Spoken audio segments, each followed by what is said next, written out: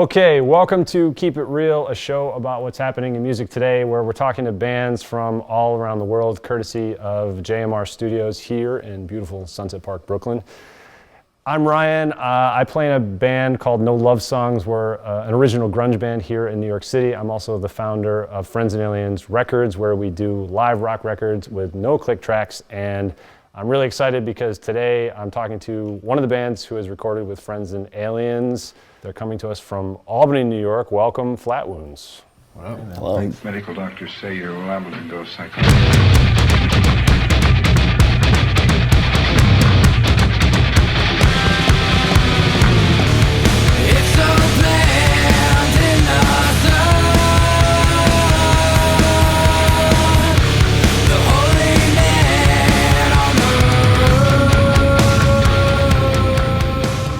For posterity's sake, can we just go down and say your name, your instrument, and your favorite Ninja Turtle? I'm Colin. I'm the singer. And I like Donatello. He's the leader in blue. He'll do anything to get his ninja through. So. That's Leo. That's kind of mad because I was going to pick Don. You're not a true Don fan. Come on, man. I thought Donatello was the leader in blue. I'm Matt. I play guitar, and I love Donatello. Okay. You've been exposed, Colin. Okay. Well, My name's Wade. I play the drums. Ninja Turtles are cool. I don't know if I have a favorite one in particular, but I do love pizza. So. it's adjacent. It's adjacent to Ninja Turtles. Yeah. I'm David. I play bass. My favorite Ninja Turtle is probably Raphael. Ooh. All right, so let's jump in. I want to hear about you guys and your music. You are one of the coolest bands I've heard in a long time, I have to say. I love the style that you guys have created. It's reminiscent of things that a lot of people are familiar with and like, but it's also fresh and original and unique. So I'd like to hear about how you developed that sound, but I think a way to talk about it might be to talk about your EP Raw. So this is an EP that you did a live version of that with Friends and Aliens recently, and this is your first record. So I have a feeling that putting that together was kind of like when you guys created and really solidified your sound. So what was the story of creating this EP Raw? The best word that I can describe it is kind of chaotic, because we kind of wrote all those songs within 2 weeks. So the way Flatwounds started was just Matt and I, and I booked a show without having any other members in the band. Or songs. Yeah. So we kind of just... You didn't have songs when you booked the show? No, we didn't have anything when we booked the show, and we're like, okay, we have 2 weeks. I hit 2 weeks. Yeah. Really? I hit up Wade, and Matt knew Dave, and we all got into a room, and we were like, okay, we kind of don't want to play covers, so let's just see what we come up with. It was 2 practices. It was one practice, we did 3, another practice, we did another 3, and that was the set for the first show.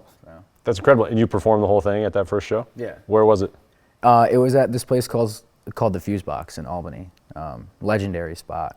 It was cool to play there for our first show. We were so unprepared, I had to hold my phone, because I just wrote the lyrics the day of the show. So I had to hold my phone and be like, oh, that's what I say there. I didn't know the lyrics at all or anything, so. You got a new single out, In the Sun. Tell me about that. How has your music evolved since Raw? How does this new single speak to who Flatwounds is now as artists? For the first 3 EPs, all of that was done in-house, at a home studio with our own equipment, and very little to no outside help whatsoever. It was a very interesting learning experience, knowing how to track and record and put together these songs. But In the Sun is probably... It is the first song that we've released where we've actually worked with true professionals that really know what they're doing. And I would say in terms of songwriting, it's definitely evolved for sure. I think we use not so common progressions, rock progressions in this one. It's a little more experimental. I mean, it's still within a box, but it's I don't know. I feel like we've just gotten bored of more traditional writing styles, so we're always trying to expand and try to find new ways to make a song interesting, What does that creative process look like? Is Matt coming in with something on the guitar, then you're writing lyrics? Is it a little bit more haphazard than that? Is it everybody's putting something in? How does it work? In the Sun it started with Dave. Yeah. Yeah, it was a progression that we just decided to roll with because it's used in a lot of Japanese music that I listen to, and we just figured that we'd work with it. But a lot of the time, it's usually Matt coming up with a riff, and then we'll kind of just start adding on to it layer by layer. Vocals usually come last.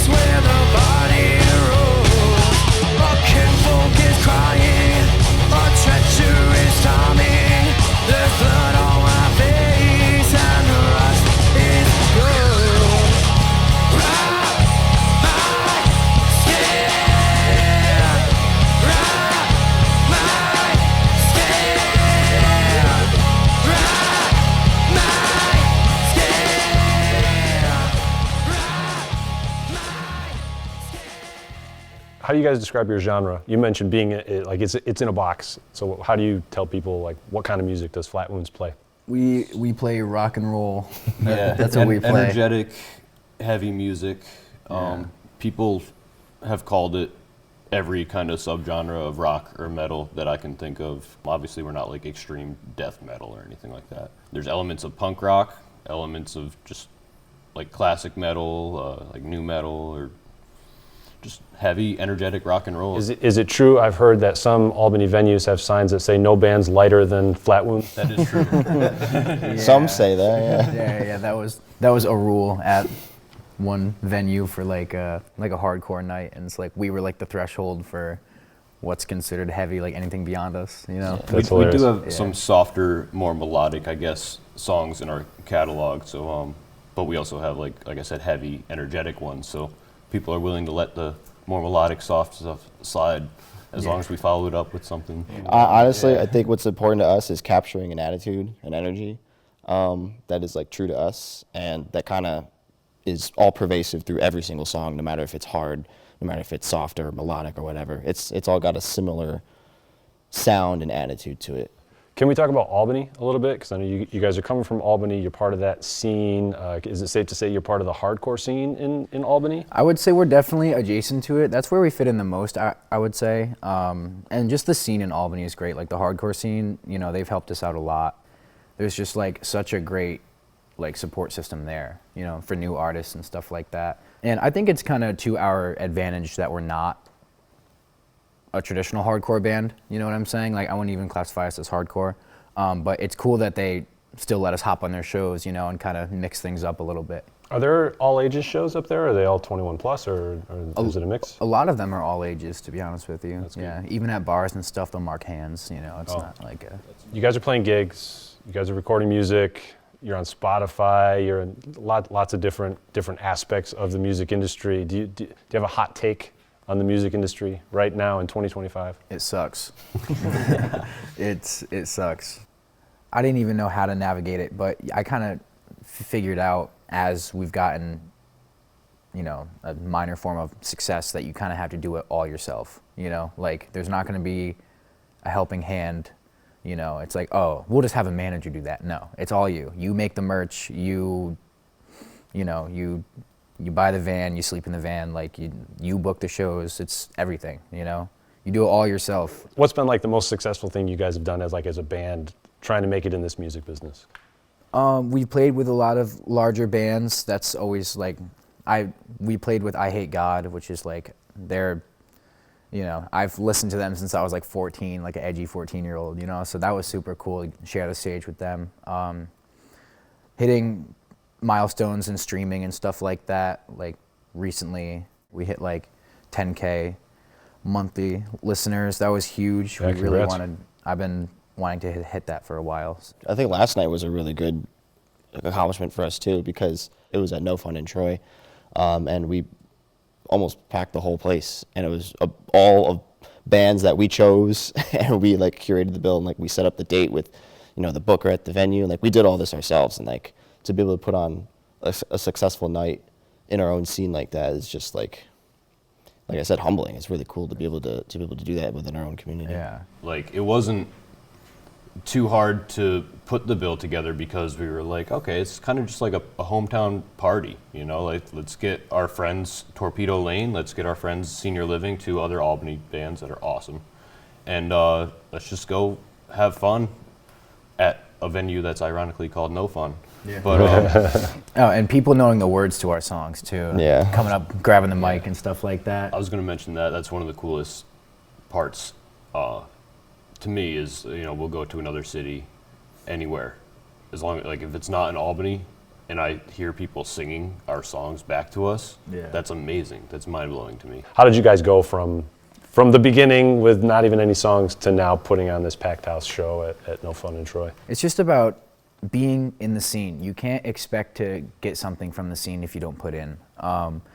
You know, I used to like sleep in my car to go to shows. Like when I first started out, because I lived so far away, I would just like spend the night in my car just to go to a show, you know? We all want to support each other, just contribute, you know, show up to shows, you know, say good job to the bands and buy merch, you know, stuff like that. That's the purest way to like build connection. A lot of competition on streaming platforms. 100,000 songs are released every single day. Spotify's even pushing like fake ghost artists now. AI artists and stuff. AI artists. Yeah. How have you grown to having now 10,000 monthlies, and maybe by the time this comes out, it's going to be even more than that? Like what has been successful there? Consistency. I think being consistent, like releasing music consistently and keeping interests up is very important, especially in this day and age where a lot of things can be a flash in the pan. You just got to stand out and be consistent and stay true to yourself. Are you getting on playlists, or how do people know that your stuff is not even really? Like we do reach out to individual playlist curators, but as far as like algorithmic playlists, we haven't been on one. Like this is all organic growth here. Like these are people that, well, I mean, Spotify does have a portion that, you know, they do have like algorithm that they push on their end outside of playlists, but the biggest thing are those like curated playlists that Spotify curates themselves, right? Which we have yet to be a part of. Yeah, there's a lot of bot playlists where it's not real, but people ask, hey, for $300 you can get on this playlist, you get 100,000 streams. I think the largest thing is like listener retention, you know, like the biggest thing is you may have 100,000 streams, but how many are going to stick around for the next song? You had a following on TikTok before the band, right? Yeah, and then you kind of converted that into the band page. Has that helped?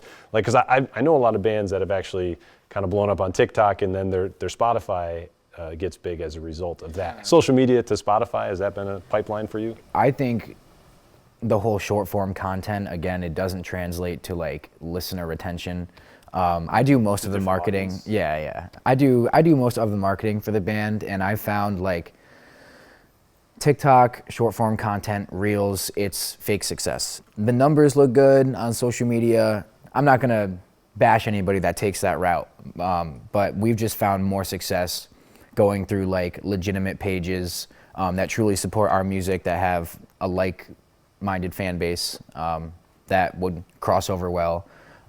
Pages? What do you mean by pages? Massive Instagram pages that like our music. They shout us out all the time. They'll post videos and stuff like that of us, and so then they're talking to fans that you would actually want to be in contact with. Yeah, it's more targeted. Exactly. Page with like followers of like just music fans, you know, basically like an online magazine, I guess. Yeah. You know, just spotlighting different artists and all that. Here's a throwback of this 90s band and here's this newer band, you know, like stuff like that. Yeah, I think if you are just doing short form content, you're kind of just throwing shit out the wall and hope it sticks, which it's just such a saturated thing at this point that, you know, people see 1,000 reels a day. People watch 1,000 TikToks a day.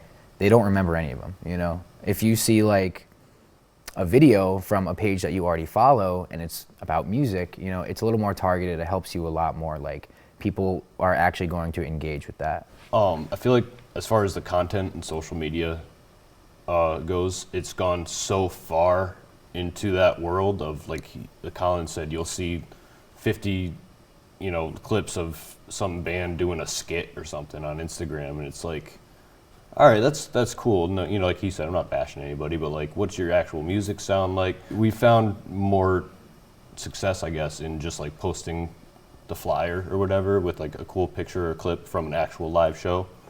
Come experience the show for yourself. Come have fun. You know, it's almost shifting back to like the old school, like in-personness. Like I said, I feel like it's gone a little too far in the content creation world. Yeah. Looking ahead to this year, what do you guys want to accomplish? Where do you want to go with Flatwounds? East Coast tour, we want to go down to Florida and back up. Keep dropping singles. We want to see the numbers go up, of course, as every band does. I would definitely like to land on some larger shows, just some festivals or something like that, if possible. The dream is that we don't have to work two jobs. The one job is the music, right? So we want to do everything we can to make that a reality while not sacrificing our morals and principles, obviously, and just have fun doing it, you know? Yeah. Tell me a little bit about your musical influences and what's the music that made you the musician you are today, I guess. David, let's start with you. I like a lot of Japanese music. That has influenced our writing style a little bit just because the way that progressions are done in that genre of, you know, J-rock and kind of Japanese metalcore. They use some really interesting stuff, and I try to listen to that and incorporate it into what we do. And it's cool because the way that it plays together with some of the other guys' influences usually creates something a little unique, you know? So I think that's the biggest for me. I've always been really into like the old school rock, heavy metal stuff. I grew up listening to like Guns N' Roses, AC/DC, you know, the typical stuff like that. Just if it's got like driving drums, guitar, loud, I listen to it. I think Wade and I have a lot of really similar influences. Like I was really big into like the big four, like Megadeth, Metallica and stuff when I was a teenager. But everything I know about music, I've pretty much taught myself. And I think, well, like the heavy metal stuff really got me into it. I think finding little bits of something that I find really interesting in any kind of music. Because nowadays I love tons of music, and largely it's in part because these guys have kind of different influences me and kind of, you know, changed a lot of the stuff that I listen to.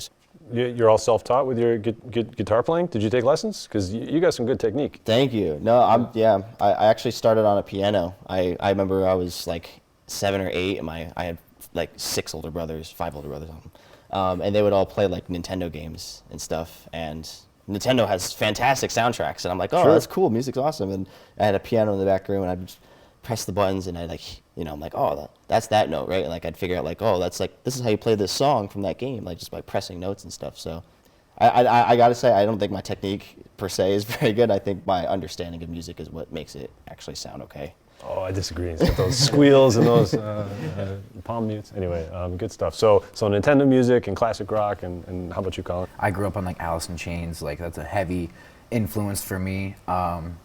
Like Primus, all those like 90s bands. But I've definitely branched out since then. I listen to everything. I really like the punk ethos. I'm really heavily influenced by hardcore. I think it's like the purest form of expression, which I try to capture, you know, live and just in our music.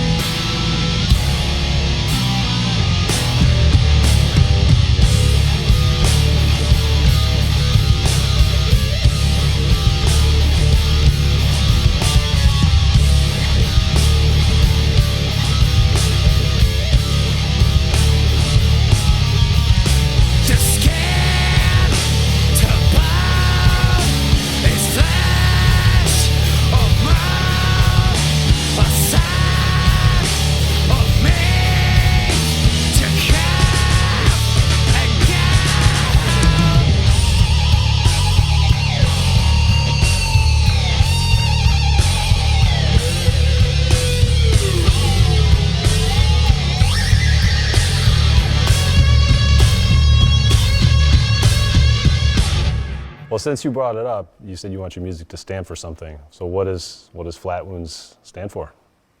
It stands for like individuality, you know, being yourself, be exactly who you want to be. Don't live for anybody else. Don't sacrifice who you are to please others. Just do exactly what you want to do, you know, and Quit your job and make music. quit your job, make music, chase your passion.